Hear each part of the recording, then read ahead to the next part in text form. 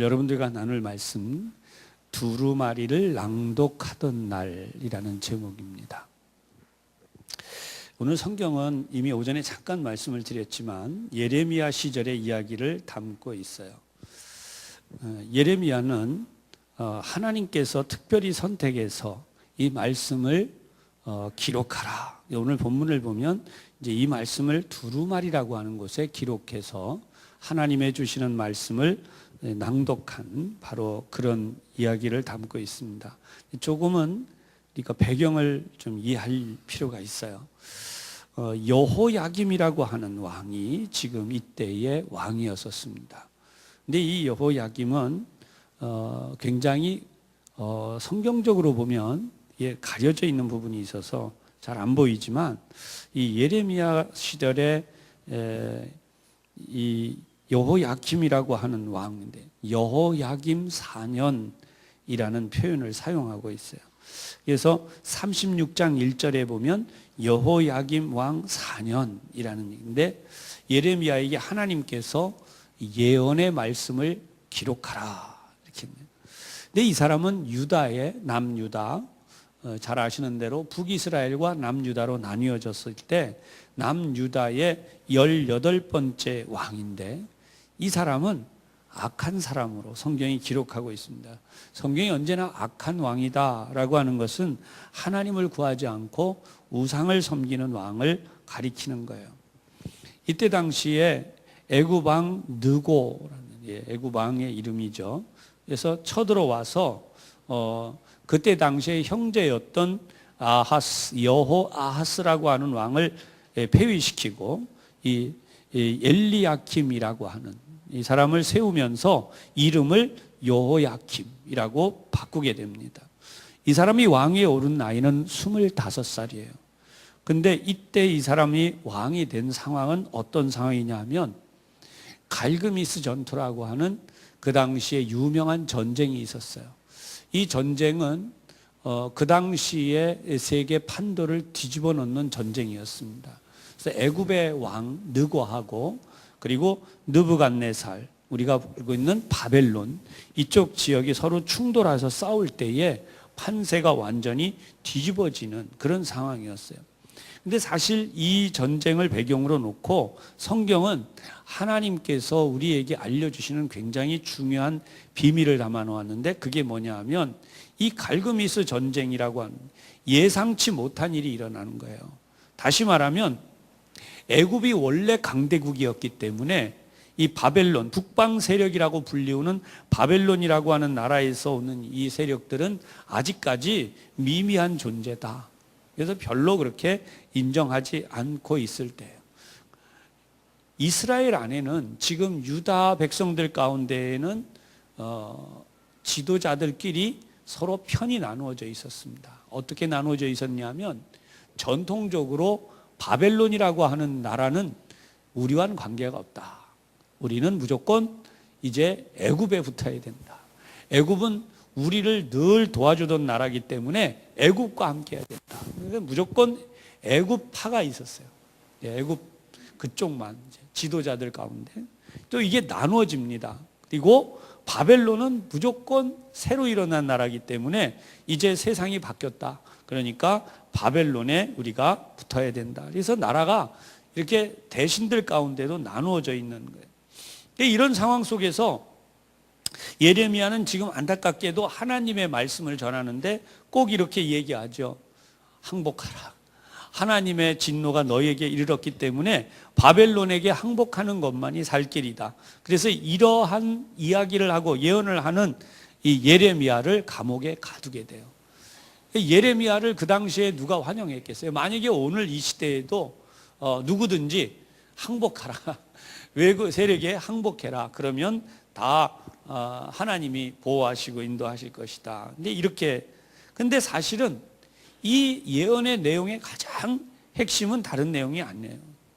하나님을 제대로 믿어야지 다른 방법으로는 갈 길이 없다. 그러니까 뭐 어느 나라에 붙어야 된다, 뭐 저 나라에 붙어야 된다 이렇게 이야기하는 대신들의 그런 이야기에 대해서 분명하게 이야기하는 거예요. 그거 다 필요 없고 하나님께 온전히 나아가라. 이게 진짜 예언의 말씀이에요. 그래서 그 예언의 말씀의 중요한 부분이 바벨론을 통하여 하나님이 지금 이스라엘을 징치하시려고 하니까 항복해야 살아남는다. 그래서 이것 때문에 감옥에 갇혔어요. 근데 대신들은 여전히 싸우고 있습니다. 그리고 마침내 바벨론이라는 나라는 한 걸음 한 걸음 코앞까지 다가와 있었어요. 이 시위대 뜰에 갇혀 있는 예레미야 입장에서는 이 위기를 그냥 넘길 수가 없습니다. 그래서 안타까운 마음으로 하나님이 주시는 말씀을 두루마리, 요즘 보통 가죽이었을 거라고 예상을 해요. 그래서 가죽에다가 이 글씨를 쭉 받았는데, 이때 당시에 여기 등장하는 바룩이라는 사람이 등장해요. 이 가죽에다 글씨를, 이 바룩은 서기관이라고 불리우는데 주로 글을 쓰는 사람들입니다.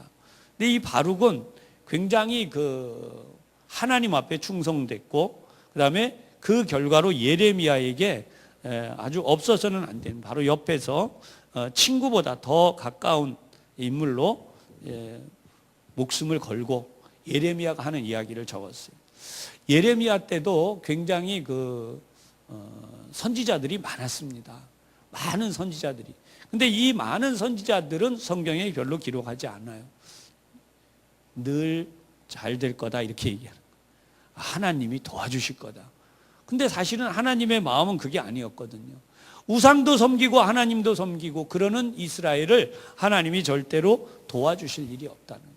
결국은 하나님을 잘 섬기지 아니하면 망한다 이렇게 말하는 이 예레미야, 물론 이 앞에 이사야도 그랬지만은 계속해서 박해를 하고 고통과 어려움 속에 뒀어요.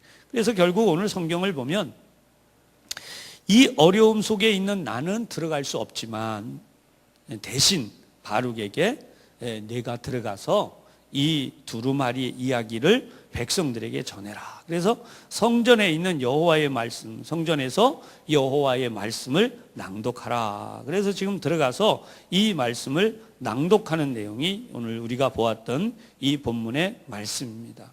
그런데 안타까운 것은 이렇게 낭독을 했는데 하나님이 이 낭독한 사람들, 백성들의 마음은 어느 정도 뭔가 좀 움직임이 있을 것 같은 그런 분위기가 살짝 있어요. 성경을 쭉 읽어 내려오면 백성들이 듣고 놀랐다는 거예요. 36장 16절에 보면 그들이 그 모든 말씀을 듣고 놀라 서로 보며 바룩에게 이르되 우리가 이 모든 말을 왕에게 아뢰리라. 그러면서 그들이 또 바룩에게 물어 이르되 너는 그가 불러준, 여기서 예레미야죠, 그가 불러주는 이 모든 말을 어떻게 기록하였느냐 청하노니 우리에게 알리라. 그랬을 때 바룩이 18절 그가 그의 입으로 이 모든 말을 내게 불러주기로 내가 먹으로 책에 기록하였노라.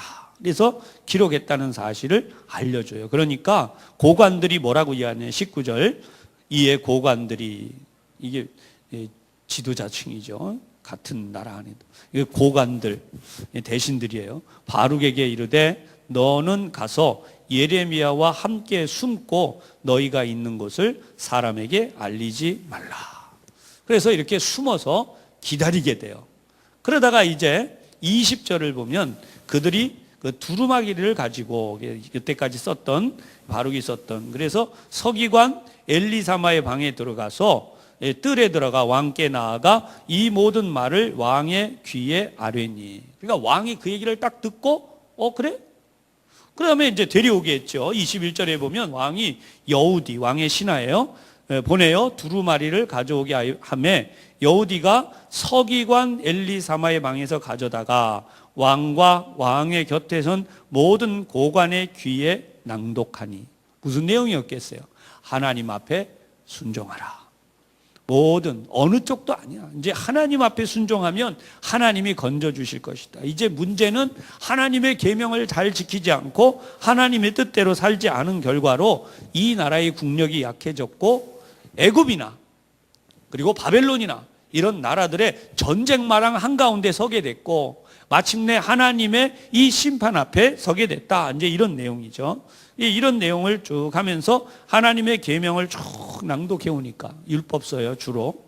그러니까 이런 부분들에 대해서 22절 이하에 보면 그때는 9째 달이라 왕이 겨울 궁전에 앉았고 그 앞에는 불피운 화로가 있더라. 그러니까 이때만 해도 국가가 뭐 위기에 처했다는 생각이 안 들 정도로 이 국가 안, 유대 나라 안에는 어느 정도 평안이 있었던 거예요. 그랬더니 이 두루마리를 낭독하는데 이제부터 봐. 여우디가 23절 서너 쪽을 낭독하면 왕이 면도칼로 그것을 연하여, 계속해서란 뜻이에요. 베어 화로불에 던져서 두루마리를 모두 태웠더라. 사실 이렇게 간단히 기록되어 있는데요. 이걸 좀 한번 여러분 머릿속으로 한번 그려보세요. 왕이 이렇게 앉아 있어요. 신하가 옆에서 이 두루마리를 낭독하고 있어요. 그런데 앞에 화로불이 있잖아요. 왕이 있다가 쭉 두루마리 낭독하면 면도칼을 들고 그 읽고 넘어오는 부분을 확 자른 거예요. 그리고는 불에다 확 던졌어요. 또 좀 읽다가 넘어오면 이만큼 남아 넘어오면 다시 칼로 확 자른 거예요. 그리고 불에다 확 던졌어요. 그러니까 이게 지금 두루마리가 얼마나 많은 내용인지 몰라요. 이게 다 베어서 이거를 불에다 태운 거예요. 얼굴 한 핏 하나 변하지 않고 까딱없고. 근데 중요한 게 뭐겠어요? 그 두루마리는 하나님의 말씀이에요. 다른 말로 표현하면 자기의 운명을 칼로 비어서 불에다 던지고 있는 거고, 또 다시 표현하면 지금 유다 왕국의 생명이 경각간에 달려 있어서 모든 백성들과 함께 회개해야 되는데, 그래야 살아남는데, 그런 생각 없이 자기의 완악한 마음으로 두루마리가 낭독되는 걸 들으면서 인간적인 분노만 끌어올리는 거예요. 웃기고 있네 이것들이. 그러면서 또 비워서 던지고 또 비워서 던지고. 사실 오늘 이 본문을 보면요, 우리가 얼마나 하나님 앞에 지금 중대한 시절을 살고 있는지도 다시 한번 깨닫게 되는 거죠. 이 시대의 모습이나 오늘 우리 시대의 모습이나 항상 같은 이유는 역사는 반복이 돼요.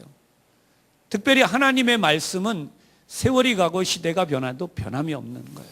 하나님은 그때에도 그의 택하신 백성들을 지키시고 보호하시는 거예요. 오늘날도 우리를 지키시고 보호하시는 거예요. 할렐루야. 여러분 아마 다 뉴스를 보셔서 아시겠지만 자정이 가까운 시간에 미사일이 발사되리라고 누가 알아요? 다 모르고 있다가 나중에, 저는요, 여러분들은 어떠셨는지 모르는데 하나님 앞에 간절히 기도할 수밖에 없었어요. 꽝 터지고 나면 우리는, 막말로 얘기하면 꽝 터지고 나면 우리는 그냥 다 끝난 상태로, 다 어떻게 되시고 난 뒤에 몇 사람 남아가지고 아 이제 뉴스에 터졌다더라 이렇게 나오는 뉴스를 보게 될 걸 아니겠어요? 여러분 이게 우리 현실이에요. 정말 우리가 얼마나 하나님 앞에 지금 부르짖으며 기도해야 될 때인가. 그것이 오늘 저는 여러분들에게 이 두루마리가 낭독되던 때에라는 얘기예요. 사실은 뭐 우리가 어떤 상황이 되었든 간에 하나님이 우리를 보호하지 않으시면 안 된다는 거예요. 이미 뭐 여러분들에게 뉴스를 통해서 다 알려진 얘기이기 때문에 저는 다른 이야기는 하고 싶지 않습니다. 그러나 인간의 힘은 여기까지라는 거예요. 하나님이 오늘도 우리를 지키지 아니하시면, 저는 지금도 어린 시절의 생각이 계속 나요. 제가 자라던 교회에 어르신들이 그냥 밤이든 낮이든 교회에서도 기도하시지만 산에 가서도 기도하고 오시고, 주일날 아침에 가면 아침에 국밥을 끓여요. 그 교회에서. 그 식당부가 그때도 있었거든요. 그 교회도. 식당부가 있는데 식당부에서 그 묵국에다가 고기 뭐 조금 썰어 넣고 푹 삶은 데다가 밥 한 공기씩 퍼서 김치 한 그릇 하고 내놓는데, 그 아침에 일찍이 그걸 왜 넣었나 그랬더니 토요일 날부터 가서 주일날 아침 될 때까지 밤새도록 산에 가서 기도하고 오신 분들이 교회에 오셔요. 어르신들이에요. 그러면 그분들이 배가 고프시잖아요. 그러니까 그분들을 위해서 식사를 내놔요. 제가 그때 뭐 청년 때 20살 간 넘어서 뭐 얼마나 알겠어요. 잘 모르는데 밥이 그냥 40-50그릇씩 수십 개가 막 나와 있어요. 이게 돈 받고 파는 게 아니에요. 그거는 그냥 그때 돈으로 뭐 저 어릴 때도 한 500원 받고 팔던 교회에서 기억이 나는데, 그거를 그냥 다 내놓은, 그 어르신들이 오셔서 그거를 아침에 잡수세요. 그 당시는 몰랐어요. 근데 제가 목회를 하면서 세월이 점점 가니까 지금에는 알게 되는 거예요. 저는 그 기도가 지금도 쌓여 있고, 지금도 우리 교우들은 물론 한국 교회 안에 많은 분들이 나라를 위해 기도하고 계시다. 그런 의미에서 오늘 우리가 하나님의 말씀을 들을 때에 절대로 이런 부분에 대하여 인간적으로 우리의 생각으로 이렇게 움직여서는 안 된다는 거죠. 하나님의 말씀이 낭독될 때 우리 입에는 써요. 현실도 그렇습니다. 하나님의 말씀이 낭독되면 현실적으로 우리 입에 쓰게 돼 있습니다. 그런데 사실은 그 말씀이 우리를 살리는 말씀이라는 거예요. 이 나라 백성들 앞에 많은 사람들이, 어떤 목사님도 다 마찬가지겠지만, 이 나라가 다 예수를 믿어야 살 길이 열립니다. 젊은 청년들은 물론 수많은 사람들도 다 취업의 길이 열리고 순탄하게 잘 되는 길은 바로 우리 모두가 하나님을 잘 섬길 때입니다. 근데 사실 이 말씀이 아멘, 우리는 다 아멘으로 받지만 여기 문 밖을 나가면 다 마음에 적개심을 가지기도 하고 분노를 가지기도 하고 쓸데없는 소리 하지 말라 그러고, 이게 바로 인간의 어리석음이다. 근데 이 인간의 어리석음은 어떤 방법으로도 해결할 길이 없어요. 결국은 예레미야가 애타는 마음을 가졌던 것처럼 우리도 애타는 마음을 가지고 하나님 앞에 나가는 길밖에 없다는 거예요. 하나님의 긍휼은 하나님이 예비하신 방법대로 이스라엘 민족이 살아남아서 돌아와서 재건하는 문제. 저는 우리 민족이 하나님의 사랑을 받는 민족임을 분명히 확신하고 있습니다. 적어도 하나님을 믿는 이들이 오늘 이 자리에 여러분들만큼이라도 우리 교회 안에 있잖아요. 한국 교회에는 지금 이 땅에 어떤 문제 앞에서도 하나님 앞에 부르짖으며 기도하는 이들이 이만큼 있습니다. 이것이 하나님이 우리를 사랑하고 계신 증거이고, 하나님의 사랑을 받는 자들이 어떤 일이 있어도 무너지지 않는다. 여러분, 우리가 36장을 보았지만요, 37장으로 넘어가면 정말 바벨론 왕 느부갓네살이 쳐들어오게 되고 그 위에 왕을 세우게 돼요. 그 왕이 시드기야라는 왕이죠. 근데 이 시드기야 왕이 앞에 있는 요야김도 그랬지만은 이 시드기야 왕은요 아주 우유부단해요. 그래서 이 예레미야 마지막 부분에 가면 이 대신들이 쫙 양쪽으로 나눠져서 싸울 때 어느 쪽으로도 결단을 못 내립니다. 바벨론 왕이 왕으로 세워놓으면서 너 이제부터 내 말 잘 들어 라고 했어요. 그런데 세월이 가다가 갑자기 이제 짧은 시간이지만 이 시드기야 왕에게 무슨 생각이 들어오냐면 애국심 같지 않은 애국심이 들어와요. 그래서 애굽 편을 들려고, 그래서 바벨론 왕 몰래 도망가다가 잡히게 됩니다.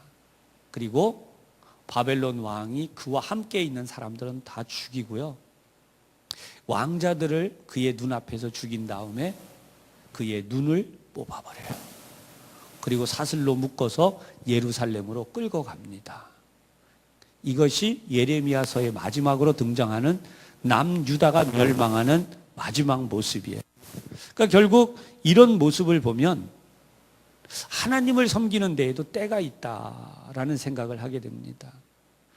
이 두루마리를 베어버리지만 않았더라면 이때가 어쩌면 하나님이 주시는 마지막 경고일 수 있는데 이때만 정신 차렸어도 얼마나 좋았을까. 사랑하는 여러분, 우리는 지금 하나님을 잘 믿음으로 하나님께서 우리에게 주시는 복이 확실히 이루어진다는 사실을 의심하지 마시기를 바랍니다. 마귀는 자꾸 우리에게 두려움만 줘요. 의심만 줘요. 그런데 여러분, 하나님을 잘 믿는 사람은 어떤 일이 있어도 하나님이 구원해 주십니다.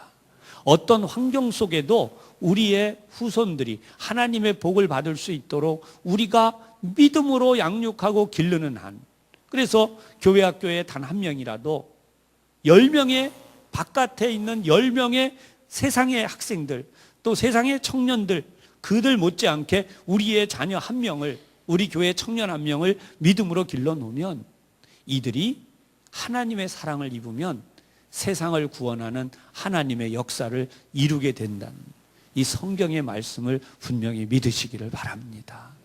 오늘 그런 의미에서 우리 교우들이 계속해서 교회 학교를 위해서도 기도해 주시고, 교회에서 만나는 어린 아이들, 청년들을 위해서도 반갑게 또 기도로, 사랑으로 잘 양육해 주시고, 이번 여름 성경학교 수련회 이번 기회에 정말 하나님을 사랑하고 교회를 사랑하고 말씀대로 살아가는 그 일을 이룰 수 있도록 힘써 주시기를 다시 한번 주님의 이름으로 부탁드리고 축복합니다. 기도하겠습니다. 하나님의 말씀을 우리가 깨달을 때에 저희에게 있는 놀라운 사실, 하나님 아버지, 오늘 우리 가운데 충성된 일꾼이 일어나되 바룩과 같은 이가 일어나게 도와 주시옵소서. 예레미야의 말을 잘 전하고 그 말씀들을 충성되이 전달할 뿐만 아니라 잘 써서 그 말씀이 말씀되게 할 수 있는 일꾼, 하나님 우리 교회뿐 아니라 이 나라 안에 그리고 온 세계 속에도 하나님이 부르시면 언제든지 달려와 하나님의 음성을 듣고 전하는 그런 믿음의 사람, 바룩과 같은 이들이 일어나게 도와주시고, 특별히 하나님의 말씀을 맡은 이들은 예레미야처럼 충성되어서 인간적인 어떤 것에도 흔들리지 아니하고 하나님의 말씀을 잘 그대로 증거하고 전파할 수 있는 우리 모두가 되게 하여 주시옵소서. 세상의 환경 때문에 마음이 변하고 시간이 지나기 때문에 변질되어지는 삶이 아니라 시간이 아무리 흘러도 변함이 없이 꾸준하고, 그리고 하나님 안에서 믿음으로 살아가는 삶은 이 세상의 어떤 것에도 굴하지 않는 굳건한 믿음을 가지고 살아가는 그런 삶이 될 수 있도록 하나님 역사하여 주시옵소서. 우리 하나님께서 독생자 예수님을 보내셔서 우리로 하여금 이 땅에서 천국에 이르기까지 구원의 길을 활짝 열어주시고, 우리가 이 세상에서 행한 것이 하나님의 나라에서 다 이루어진다는, 그래서 우리 하나님의 주시는 복을 받도록 이 놀라운 구원의 은총을 이루어 주신 것에 대하여 조금 더 헛되이 하지 아니하고 믿음으로 잘 지켜가는 저희 모두가 되게 하여 주시옵소서. 사랑의 하나님, 우리 교회 믿음의 세대들이 잘 일어나게 도와주시고, 이 믿음의 세대들이 하나님의 역사를 이루되 우리 아들, 딸, 손자, 손녀들이 하나님 앞에서 이 일로 귀하게 쓰임받게 하여 주시옵소서. 그리하여 30배, 60배, 100배로 하나님의 주시는 큰 부흥의 역사가 우리 부천 산성교회 가득하게 하여 주옵시고, 하나님이 이를 통하여서 이 부천시는 물론 이 나라, 나아가서는 온 세계 가운데 하나님의 복음이 잘 증거되고 전파되게 하여 주시옵소서. 우리 아들, 딸들이 5대양 6대주를 내 집처럼 다니며 일할 수 있는 하나님의 자녀들이 되게 하여 주옵시기를 예수님 이름으로 기도하옵나이다. 아멘.